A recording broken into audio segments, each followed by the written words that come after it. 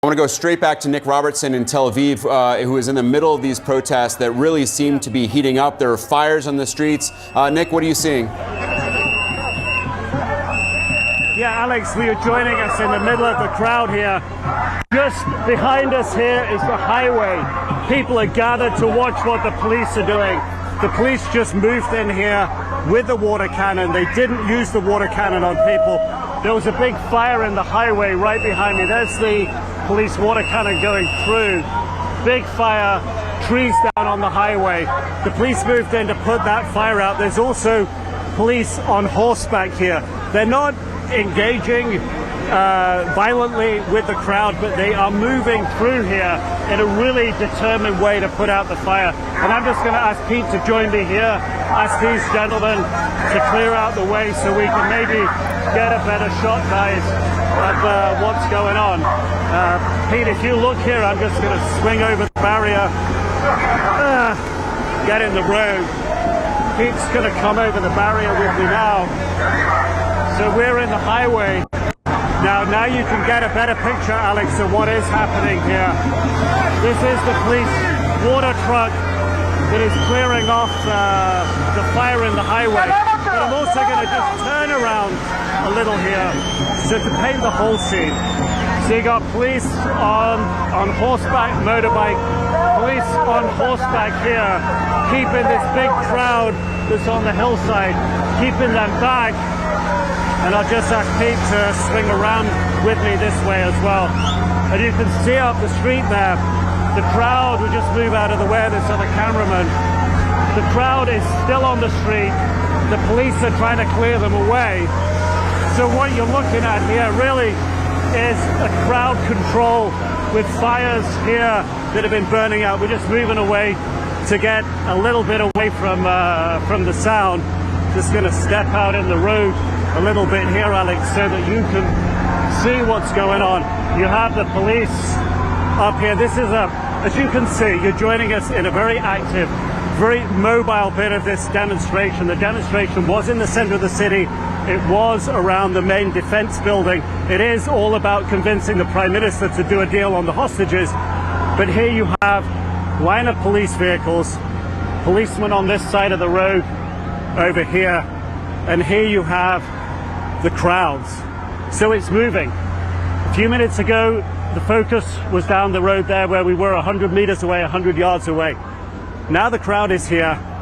It's not a violent situation at all. There's not violence down here, but there's a real sense that people, as we were speaking about before, want to use this moment to find a way to communicate with the Prime Minister that they really want to see change.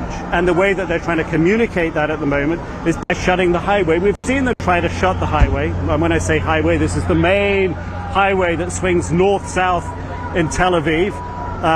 The road's clear, but there's no traffic on it at the moment, so it's not really open. So the crowd is trying to make it clear, trying to make their protests clear, and trying to get themselves heard by the Prime Minister, Alex. Nick, these scenes are certainly something that Hamas would like to see, these deep divisions among the Israeli government and the Israeli people. But this anger from the Israelis towards Netanyahu has been on full display for months. We've all been in those protests. But as you were saying, Nick, this may be the biggest series of protests that we have seen yet, coming on the heels of this horrific news of these 6 hostages who were killed. What are the people out there telling you in terms of why they believe that their Prime Minister has not agreed to a deal or not done enough to reach a deal that would bring the hostages home? People here believe that the Prime Minister is looking out for his own political career and future, because if the war ends, if there's a deal and the war ends, he could find himself out of job as Prime Minister. If there was an election, he probably, or his coalition probably, wouldn't be re-elected. And if he was no longer Prime Minister, then he would face a number of criminal charges that are stacked up against him and pending. He can't be charged, and those cases can't go forward while he's prime minister. So people believe that he is holding on, not just as he says, because he thinks this is the best way to defeat Hamas, but because it's his own political career that's at stake. Those are the charges that many people believe and level against the prime minister. And certainly Yahya Sinwar of Hamas absolutely studies the political situation in Israel. He spent many years learning Hebrew while he was in jail, studying how the politics here works, looking at where divisions are, and is trying to exploit those divisions. He sees the potential to create discord. He sees the moments where he can try to use the people of Israel's pressure on the prime minister. This is a Hamas tactic. It appears that by killing these hostages, he is trying to do that. You know, if you will, in the vernacular, the card that he has played here, or the capital he has spent down on his bank balance, if you will, of hostages that he has still alive in reserve, is to send not just a political signal that is not going to negotiate, but to try to undermine the position of the prime minister here by actions that he knows will bring people out on the streets here. He knows there's dissatisfaction. He knows that 2/3 of Israelis want to see a peace deal and get the hostages freed, and he is using any means possible to exploit it. That's what he does.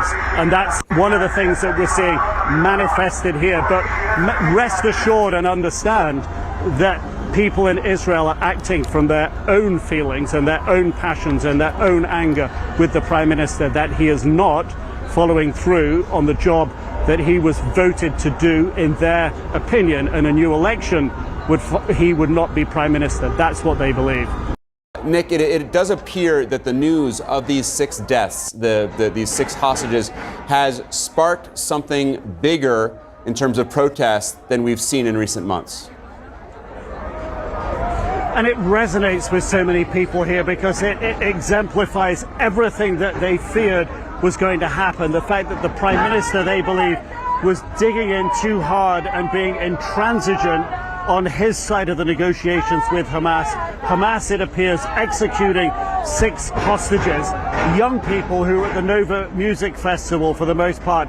And that's really caught people's sense here of just everything that could possibly go wrong during the negotiations appears to have happened here. And that's why they're on the streets here tonight. Since you were last down here with us on the highway, the main highway runs north-south through Tel Aviv, people have lit another fire here. This is still a peaceful protest. The police are way off down the street on horseback. They got a water cannon truck there to put out fires. But people here are singing. The placards, again, are the ones that we've seen all evening over the previous weekends, demanding that the Prime Minister make a deal and do a deal now to get the hostages home. There is immense anger and frustration that these 6 hostages died. The sense is that it was needless, that the Prime Minister could have cut a deal if he was more flexible in his negotiations. And this is what the crowd want to gather here today on the streets, outside the Defense Ministry buildings earlier on, now down here on the highway, so they're heard. And why do they feel that they need to do this? Because the Prime Minister, they feel, ignores them. About 2/3 of the country support a deal to get the hostages, the remaining 60 or so who are still believed to be alive, and the others, about 30 or so who are believed to be dead, to get them returned. It's a message they've been trying to communicate with the Prime Minister, but he resists, and his cabinet is still backing him on his decisions. So they're taking to the streets. Tomorrow in Tel Aviv, the municipality here will be going on strike. Some of the big unions across the country will be going on strike. These are the instruments on the streets here. These are the instruments that people in a democracy have to show their dissatisfaction. And they're being shown in a very peaceful way.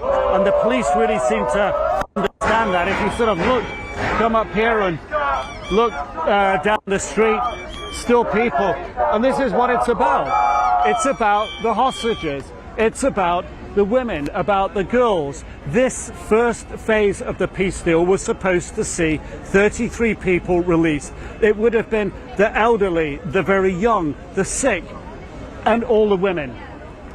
And there have been videos of these young women being beaten and brutalized by Hamas on October 7th.